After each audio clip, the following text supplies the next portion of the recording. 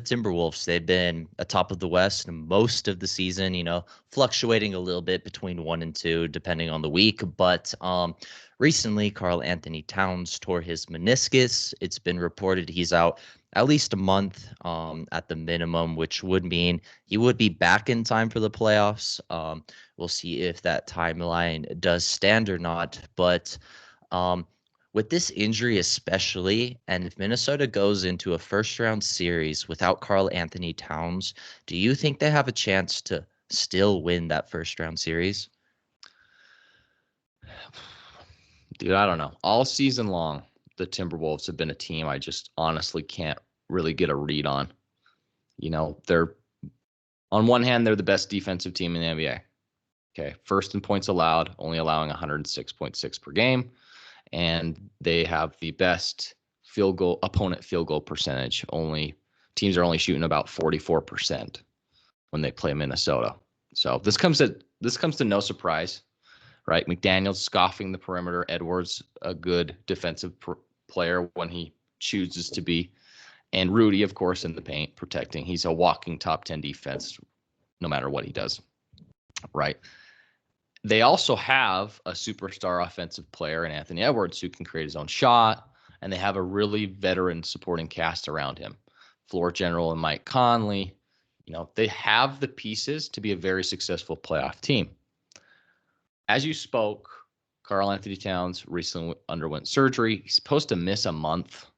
We'll honestly see how long the recovery process is going to be. Bigs and knees are two things that don't go together, right? Yeah. So we'll see about that. I honestly am not a believer in this team because they remind me of the 2020-2021 Utah Jazz.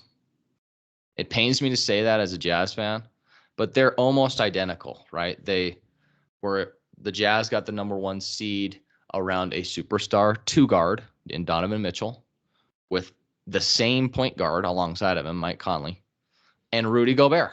It's the same team as the 2021 Utah Jazz. So, first round, I think they should be favored. I don't think it's a lock. I don't see this team getting past the second round. So, speaking of what they're looking like post-Cat, for Minnesota at least, this is probably the worst time and the worst type of player to get this injury because this is the best chance they've had to win a chip since they've had Kevin Garnett. So it's been a long time, and this is the run that you want to be healthy for. So speaking to their chances, they have a great defense already, and their defense honestly is better with Naz Reid next to Gobert. Those two have played really, really well together on the court. Because Naz Reid's a better defender than Karl Anthony Towns. But the problem is Cat's the team's second best offensive player, and there's a huge, huge drop off between number 2 and number 3. It's like kind of falling off a cliff. So for this team, my biggest concern is their offense, and if they're going to be able to score the ball without Cat, because we know Ant can get his, but are you going to want to rely on, a 40-year-old Mike Conley? Do you want to rely on Rudy Gobert to have to score? Do you want to have to rely on Kyle Anderson or Jaden McDaniels? I don't really think they can. So as you mentioned, I still think they should be favored in the first round just because we know the problems that some of these play-in teams have. Sacramento gets there. They play no defense. Everyone can score on them. The Lakers are just up and down and all over the place. Don't really trust them. Same with Golden State. Don't really trust that team despite their top end player. It's like the rest of their roster is super shaky. And, Minnesota still has a chance. Without Cat, they're not going past the second round of the playoffs, though. It's a 0% chance, in my opinion, unless they freaking Naz Reid becomes Cat somehow. He's like a lesser version of Cat anyways. But with Cat healthy, I do think they have a chance. I really do think they have a chance to win. A lot will depend on how Cat and Edwards play in the playoffs because Cat does have a history of not really showing up. But this team has a chance, especially depending on matchups and who they play. I know they play Denver very well. They were probably Denver's toughest matchup last year as the 8 seed. But To be determined there, but I don't think without Cat, they don't have a chance at all. Their offense just isn't there, and we know Minnesota needs to address, a little bit of those offensive issues in the offseason, regardless of what happens this year. Okay, so let's play into this hypothetical world that we're building. Okay. Mm-hmm.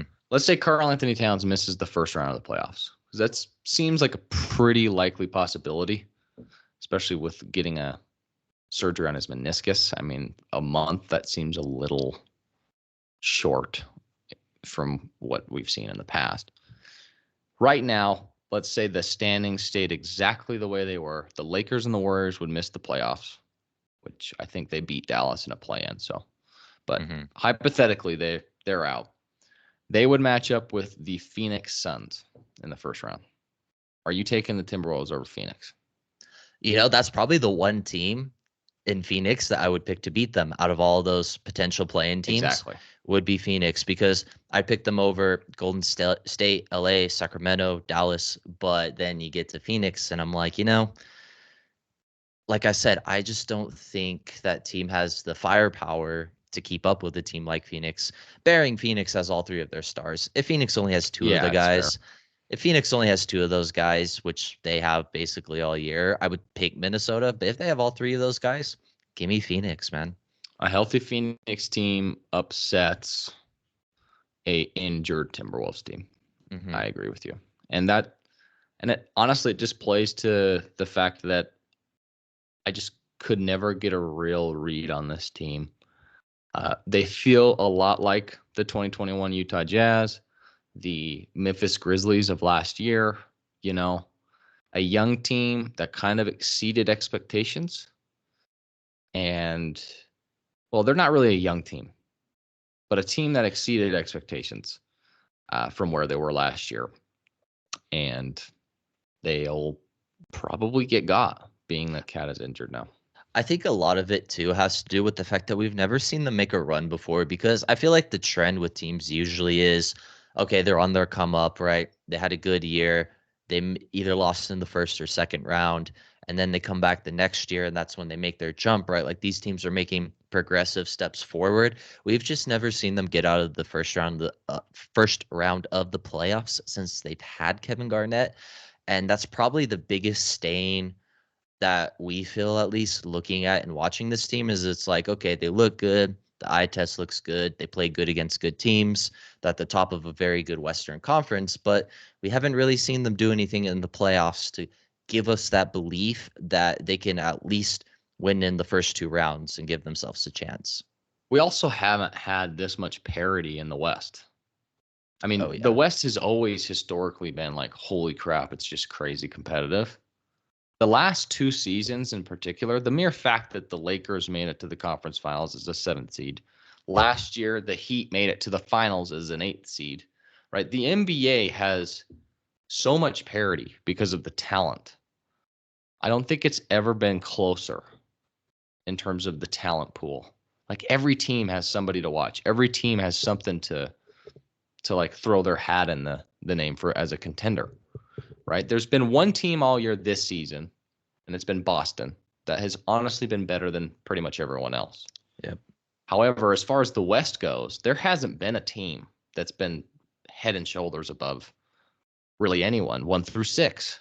It's crazy. Yep. Yeah, the So difference the difference between 1 and 8 in the West is closer than the difference between 1 and 2 in the East.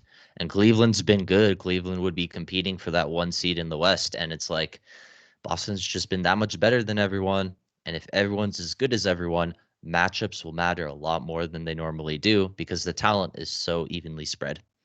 So Minnesota, hopefully they get lucky and play like a Golden State or a team or Sacramento, where missing Towns won't hurt them as bad because those teams' defense is so terrible. It's a layup line, right? But a Hmm. team like Phoenix, even though they're not the best defensive team, I'm more afraid of Kevin Durant, Devin Booker, and a healthy Bradley Beal trio torching up my defense because let's be honest, the NBA is about offense now. And if I think they would have a hard time keeping up with that team in particular.